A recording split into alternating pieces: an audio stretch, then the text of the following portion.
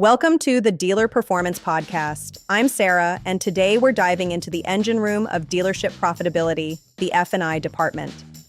In 2026, F&I isn't just a secondary profit center, it's the anchor. With front-end margins tightening, your back-end performance is the difference between thriving and just surviving. High-performing stores are now targeting PVRs in the $2,500 to $2,800 range. That's the new gold standard for 2026.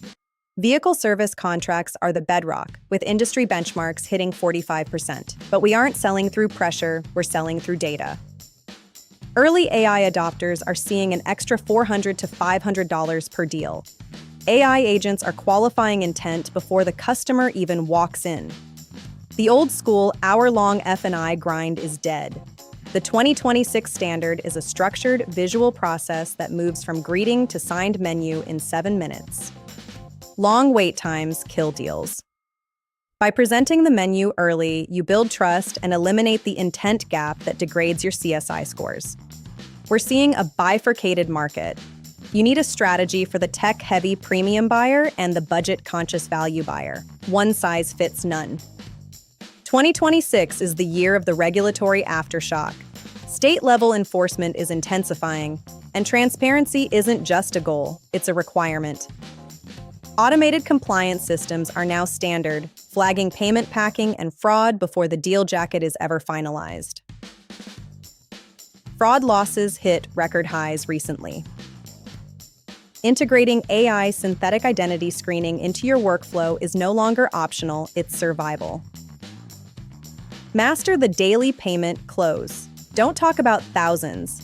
Talk about $1.27 per day for total protection. Reframe the incremental cost. Stop telling and start illustrating.